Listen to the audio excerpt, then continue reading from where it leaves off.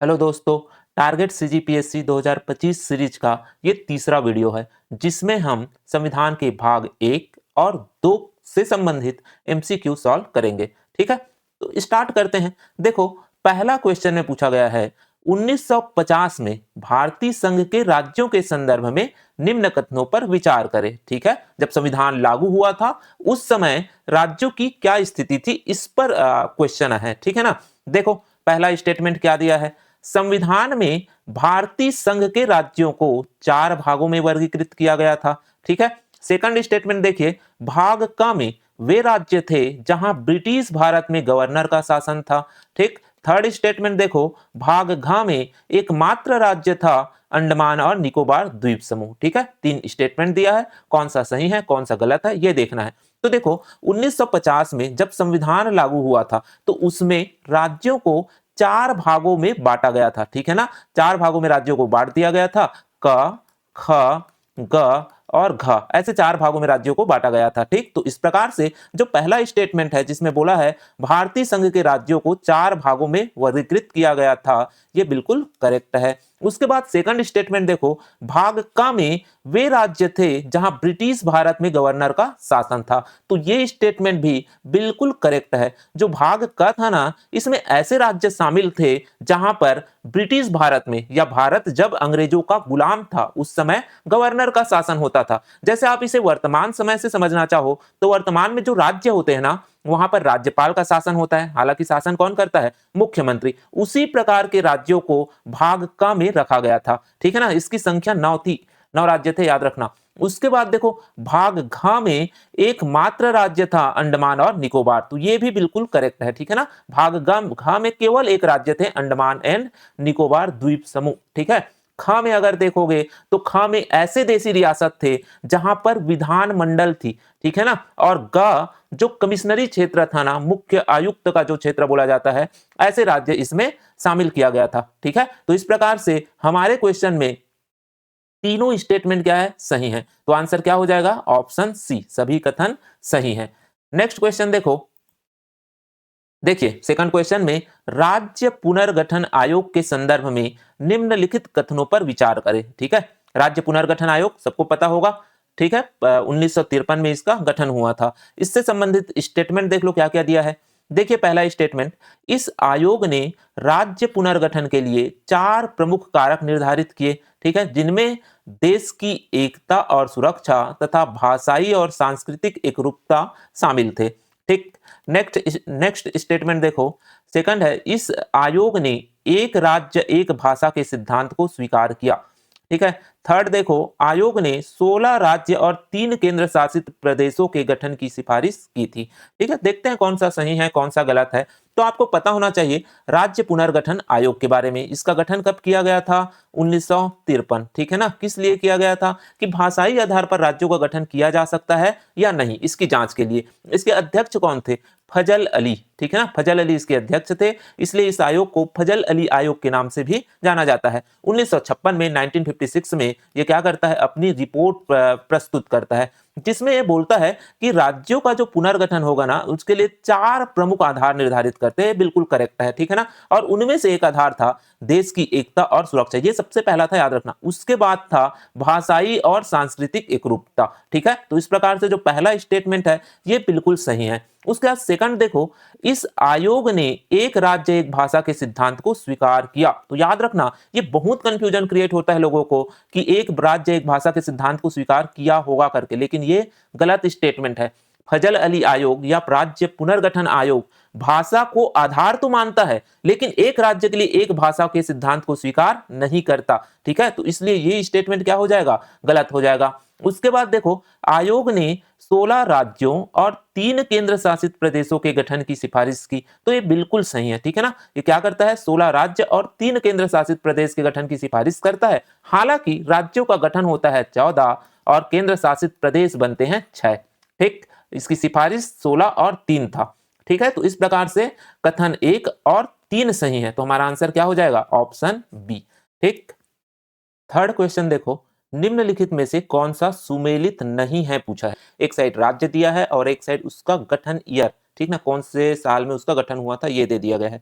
Option है देखो, गुजरात 1960, मणिपुर 1987, सिक्किम 1975 और झारखंड 2000।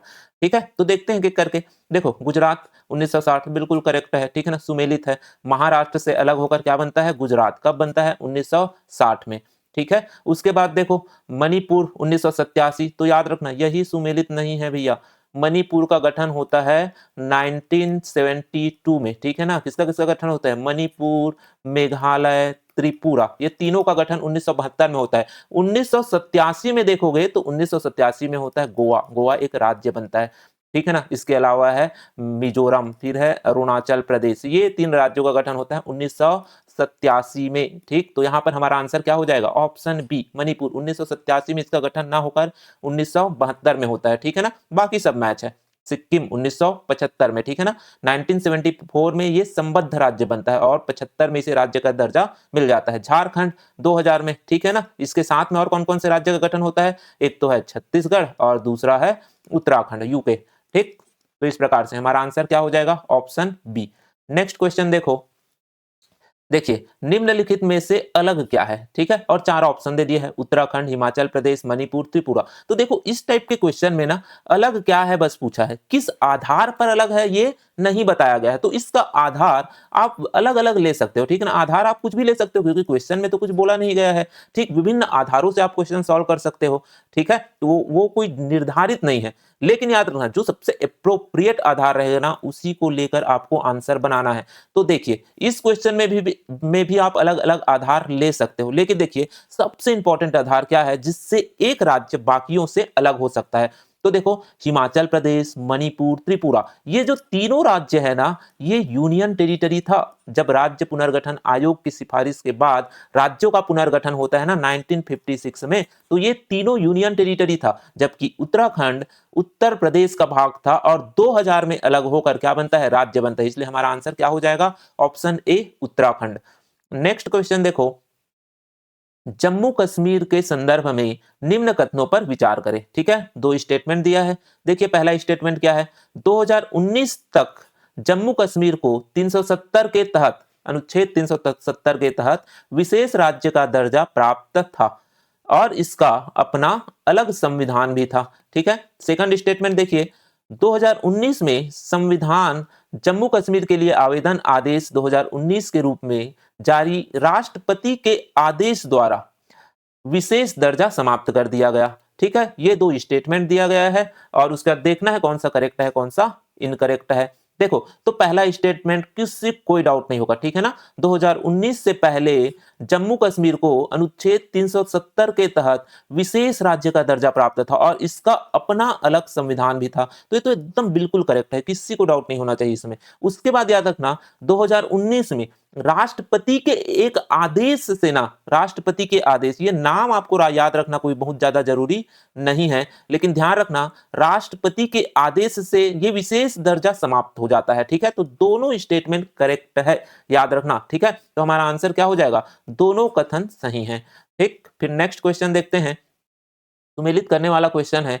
देखिए एक साइड दिया है वर्ष, ठीक, दूसरे साइड दिया नया नाम। मतलब क्या है, इन राज्यों का जो वर्तमान नाम है वैसा मूल संविधान में या प्रारंभ में नहीं था, बाद में इसका नाम परिवर्तित हुआ है। तो कौन से ईयर में कौन से राज्य का नाम परिवर्तित हुआ है ये देखना है, ठीक है। तो एक साइड राज्य दिया है, एक साइड ईयर दिया है। तो देखो जो सबसे आसान है उसे पहले सुमेलित करते हैं। तो आपको पता होना चाहिए जो उड़ीसा है ना, इसका नाम सबसे बाद में परिवर्तित हुआ था। पहले इसका नाम क्या था, उड़ीसा, ठीक है। पहले इसका नाम क्या था, उड़ीसा, और सबसे बाद में तो 2011 से क्या करेगा, मैच करेगा। देख लो डी का क्या आएगा, 4।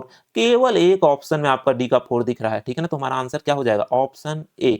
ऐसे मैच करना है, इस टाइप के क्वेश्चन को ऐसे बनाना है। अब बाकी को मैच करके देख लो कंफर्म करने के लिए। जैसे देखो उत्तर प्रदेश सबसे पहले इसका नाम परिवर्तित किया गया। इसका पहले नाम क्या था, संयुक्त प्रदेश था इसका नाम, ठीक है। उसको परिवर्तित करके क्या किया गया, उत्तर प्रदेश, और क्या नाम रखा गया और कब किया गया, तो ये है 1950 में। एक का ए का 1, देखो ए का 1 आ रहा है ऑप्शन ए में, ठीक है। उसके बाद याद रखना, उसके बाद ना जो मद्रास है, मद्रास, उसका नाम चेंज करके तमिलनाडु किया गया। इसका पहले नाम क्या था, मद्रास नाम था, ठीक है ना, तमिलनाडु का। और ये हुआ कब था, 1969 में, ठीक। तो बी का क्या आ रहा है, 3, बी का 3, ठीक। उसके बाद देखो जो कर्नाटक है ना, इसका पहले नाम था मैसूर, ठीक है ना, मैसूर नाम था, उसको परिवर्तित करके क्या कर दिया गया, कर्नाटक। कब किया गया, 1973 में। ठीक, तो इस प्रकार से हमारा आंसर क्या हो जाएगा, ऑप्शन ए। नेक्स्ट देखो, यहाँ भी सुमेलित करना है, तो ये है भाग 2 से संबंधित, जिसमें आर्टिकल दिया है और उसका विषय दे दिया गया है। ठीक है, अनुच्छेद 5, 6, 7, 8, तो ये सब किससे संबंधित है, नागरिकता से संबंधित। और किस समय की नागरिकता, जब संविधान लागू हो रहा था उस समय की नागरिकता से संबंधित है। ठीक है ना, तो याद रखना, जो अनुच्छेद 5 है ना, ये कब की नागरिकता की बात करती है, जो भारत के मूल निवासी है, जो भारत में रह रहे हैं, उनकी नागरिकता की बात करता है। तो देखो कौन सा है, देखिए, संविधान प्रारंभ होने पर नागरिकता, तो इससे मैच करेगा। ठीक है ना, संविधान प्रारंभ होने के समय की नागरिकता की बात कौन करता है, अनुच्छेद 5, तो ए का क्या आ जाएगा, 3। देखो ए का 3, ए और बी ऑप्शन दोनों में आ रहा है, तो यही दोनों में से हमारा क्या होगा, आंसर होगा। ठीक है, उसके बाद देखिए, जो पाकिस्तान चले गए उनकी नागरिकता, पाकिस्तान से जो आए उनकी नागरिकता की बात होती है। ठीक है, तो देखिए, अनुच्छेद 6, पाकिस्तान से भारत आने वालों की नागरिकता। ठीक है, तो 6 का क्या हो जाएगा, 1। अनुच्छेद 6 बी का क्या होगा, 1। तो ये हो जाएगा हमारा, तो आंसर क्या होगा, ऑप्शन ए। बाकी को भी मैच करके देख लो। अनुच्छेद 7 क्या है, भारत से पाकिस्तान जाने वालों की नागरिकता। तो इसमें कंफ्यूज नहीं होना है भाई कि भारत से पाकिस्तान चला गया तो उनकी क्या नागरिकता, ये ऐसा नहीं है। भारत से पाकिस्तान जाके पुनः भारत आने वाले लोगों की नागरिकता की बात करता है अनुच्छेद 7। ठीक है, तो सी का क्या हो जाएगा, 2। उसके बाद डी क्या है, अनुच्छेद 8, भारत से बाहर रहने वाले की नागरिकता, भारतीयों की जो भारत से बाहर रह रहे हैं उनकी नागरिकता की बात करता है। तो इस प्रकार से हमारा आंसर क्या होगा, ऑप्शन ए। ठीक है, नेक्स्ट क्वेश्चन देखो, वर्तमान समय में जन्म के आधार पर भारत में किसे नागरिकता प्राप्त हो सकती है। 4 ऑप्शन दिए हैं। ए देखो, ए ऑप्शन में, भारत में जन्म लेने वाला प्रत्येक व्यक्ति, भारत में जन्म लेने वाला प्रत्येक व्यक्ति भारत का नागरिक होगा। बी ऑप्शन देखिए, भारत में जन्म लेने वाला वही व्यक्ति भारत का नागरिक होगा जिसके माता या पिता में से कोई एक भारत का नागरिक हो। ठीक, उसके बाद देखो, भारत में जन्म लेने वाला वही व्यक्ति भारत का नागरिक होगा जिसके माता या पिता में से कोई एक भारत का नागरिक हो तथा दूसरा अवैध प्रवासी ना हो। ठीक है ना, तो ये 3 ऑप्शन दिया है। कौन कौन सा, 4 ऑप्शन है, एक तो उपरोक्त में से कोई नहीं भी है, तो इनमें से देखना है कौन सा हमारा आंसर होगा। तो सबसे पहले आपको पता होना चाहिए, देखिए, जो संविधान के अनुच्छेद 5, 6, 7 और 8 है, ये संविधान लागू होने के समय की नागरिकता की बात करता है। लेकिन जो अनुच्छेद 11 है ना, इसमें बोला गया है कि नागरिकता से संबंधित कानून बनाने का अधिकार संसद के पास होगा। ठीक है, इसलिए संसद क्या करता है, एक नागरिकता अधिनियम बनाता है 1955 में। ठीक है, जिसके तहत 5 प्रकारों से भारत की नागरिकता प्राप्त की जा सकती है। उन्हीं 5 प्रकारों में से एक प्रकार था जन्म के आधार पर नागरिकता। ठीक है, तो इसके आधार पर किसे भारत की नागरिकता मिलेगी वो हमें बताना है इस क्वेश्चन में। तो देखो, ऑप्शन ए में क्या बोला है, भारत में जन्म लेने वाला प्रत्येक व्यक्ति भारत का नागरिक होगा। तो ये ध्यान रखना, जब संविधान लागू हुआ था उसके बाद 1989 तक, ठीक है, 1989 तक भारत में कोई भी बच्चा अगर जन्म ले रहा है तो उसे भारत का नागरिक माना जाता था। याद रखना, चाहे उसके माता या पिता भारत के नागरिक हो या ना हो, अगर किसी बच्चे का जन्म भारत में हो रहा है तो उसे भारत का नागरिक मान लिया जाता है। लेकिन यहां पर क्वेश्चन क्या पूछा है, वर्तमान समय में, और ये कब तक लागू था, 1989 तक, तो ये तो सही नहीं होगा। उसके बाद बी देखो, भारत में जन्म लेने वाला वही व्यक्ति भारत का नागरिक होगा जिसके माता या पिता में से कोई एक भारत का नागरिक हो। ठीक है, तो ये व्यवस्था भी भारत में थी, लेकिन कब तक था, 2004 तक। ठीक है, 2004 तक ही क्या होता था, आपके माता या पिता कोई भी एक अगर भारत का नागरिक होना और बच्चे का जन्म भारत में होता है तो उसे भारत का नागरिक मान लिया जाता था। ठीक है, तो ये कब तक चला, 2004 तक। तो यहां तो वर्तमान पूछा है, तो ये भी क्या हो जाएगा, गलत हो जाएगा। ठीक है ना, उसका सी देखो, भारत में जन्म लेने वाला वही व्यक्ति भारत का नागरिक होगा जिसके माता या पिता कोई एक भारत का नागरिक हो और दूसरा अवैध प्रवासी ना हो। ठीक है, तो याद रखना ये वाला स्टेटमेंट क्या है, सही है। तो यहां पर अब क्या होता है, 2004 के बाद जिस भी बच्चे का माता या पिता दोनों में से कोई एक अगर भारत का नागरिक है और बच्चे का जन्म भारत में हो रहा है ना, तो उस बच्चे को भारत का नागरिकता मिलेगी। लेकिन जो नागरिक नहीं है भारत का, उसके माता या पिता में से एक भारत का नागरिक हो, दूसरा भारत का नागरिक नहीं है, तो जो नागरिक नहीं है वो अवैध प्रवासी नहीं होना चाहिए। ठीक है ना, या तो माता और पिता दोनों भारत का नागरिक हो, ये 2 कंडीशन यहां पर लागू कर दिया गया है। तो इस प्रकार से हमारा आंसर क्या हो जाएगा, ऑप्शन सी। देखो 9th क्वेश्चन क्या पूछा गया है, एक व्यक्ति जो विज्ञान के क्षेत्र में विशेषज्ञ हो प्राकृतिक आधार पर भारत के नागरिक बनने के लिए आवश्यक शर्त क्या है? ठीक है, तो मैं आपको बताया ही था कि संसद द्वारा कानून बनाने के बाद भारत की नागरिकता प्राप्त करने के लिए 5 आधार बताए हैं, जिनमें से एक तो जन्म था, दूसरा वंश के आधार पर है, तीसरा पंजीकरण के आधार पर है और चौथा प्राकृतिक आधार पर है। ये भी एक आधार है, ध्यान रखना, ठीक है ना? तो इस आधार पर नागरिकता प्राप्त करने के लिए एक विशेष व्यक्ति बताया गया है जो विज्ञान के क्षेत्र में क्या है? विशेषज्ञ है, ठीक है? उसके लिए क्या शर्त होगी? ये पूछा गया है, ठीक है? तो देखते हैं ऑप्शन क्या-क्या दिया है।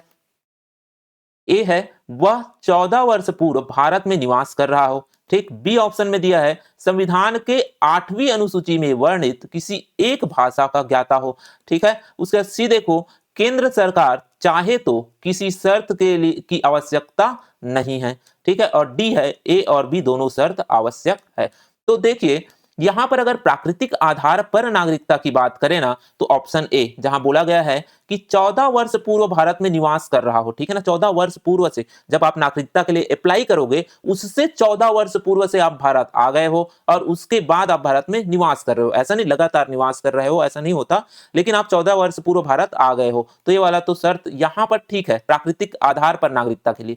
सेकंड देखो, संविधान के 8वीं अनुसूची में वर्णित एक भाषा का ज्ञाता हो, मतलब जो 22 भाषाएं हैं ना संविधान में, उनमें से एक भाषा आपको आनी चाहिए, तो ये भी प्राकृतिक आधार पर नागरिकता के लिए आवश्यक है। तो ये दोनों सही है, तो ऑप्शन डी हो जाना चाहिए आंसर, लेकिन ऐसा नहीं है। ध्यान रखना, यहां पर कोई सामान्य व्यक्ति की बात नहीं हो रही है, यहां किसकी बात हो रही है? विज्ञान के क्षेत्र में विशेषज्ञ या कोई वैज्ञानिक हो, मान लेते हैं कोई वैज्ञानिक है, उसकी बात कर रही है। तो ऐसे कुछ विशिष्ट व्यक्तियों के लिए ना, चाहे वो विज्ञान के क्षेत्र में हो, समाज सेवा के क्षेत्र में हो, अर्थशास्त्र के क्षेत्र में हो, कोई बहुत बड़ा बिजनेसमैन हो, ठीक है, ऐसे लोगों के लिए सरकार चाहे तो सभी शर्तों को समाप्त कर सकती है। इसलिए यहां पर हमारा आंसर क्या होगा? ऑप्शन सी, केंद्र सरकार चाहे तो किसी शर्त की आवश्यकता नहीं है, ठीक है ना, ध्यान रखना, ठीक, ये हमारा आंसर हो जाएगा। नेक्स्ट देखो, नागरिकता संशोधन अधिनियम 2019 से संबंधित कथनों पर विचार करें। दो स्टेटमेंट दिया है, इसमें अफगानिस्तान, बांग्लादेश, पाकिस्तान से 31 दिसंबर 2014 से पहले भारत में प्रवेश करने वाले लोगों के लिए विशेष प्रावधान किया गया है। सेकंड स्टेटमेंट देखो, इसमें केवल हिंदू, सिख, बौद्ध, जैन, पारसी, ईसाई समुदाय के प्रवासियों की नागरिकता के लिए विशेष प्रावधान है, ठीक है। तो किस क्वेश्चन किससे संबंधित है? नागरिकता संशोधन अधिनियम 2019 से संबंधित। याद रखना, इस संशोधन में अफगानिस्तान, बांग्लादेश और पाकिस्तान से 31 दिसंबर 2014 से पहले भारत आने वाले लोगों के लिए, अल्पसंख्यक लोग, कहां के अल्पसंख्यक? इन तीनों देशों में जो अल्पसंख्यक है वैसे लोगों की नागरिकता के लिए विशेष प्रावधान किए गए हैं। तो ये स्टेटमेंट बिल्कुल सही है, ठीक है ना, पूरा करेक्ट है। उसके बाद देखो, जो अल्पसंख्यक है, अब देखिए अफगानिस्तान, बांग्लादेश और पाकिस्तान में अल्पसंख्यक कौन होंगे? हिंदू अल्पसंख्यक है, सिख अल्पसंख्यक है, बौद्ध है, जैन है, पारसी है, ईसाई है। तो इन्हीं 6 अल्पसंख्यकों के लिए विशेष प्रावधान इसमें किया गया है। तो ये भी स्टेटमेंट क्या है? करेक्ट है। तो इस प्रकार से इस क्वेश्चन में हमारा आंसर क्या हो जाएगा? ऑप्शन सी, दोनों कथन सही है, ठीक है। तो भाग 1 और 2 से संबंधित ये इंपॉर्टेंट क्वेश्चन थे और आज के वीडियो के लिए ये लास्ट क्वेश्चन था। कल से हम नेक्स्ट वीडियो से हम लोग मौलिक अधिकार से संबंधित एमसीक्यू सॉल्व करेंगे। बहुत इंपॉर्टेंट टॉपिक है मौलिक अधिकार, अच्छे से पढ़ के आना और एकदम ध्यानपूर्वक क्वेश्चन सॉल्व करने की कोशिश करना, ठीक है। धन्यवाद।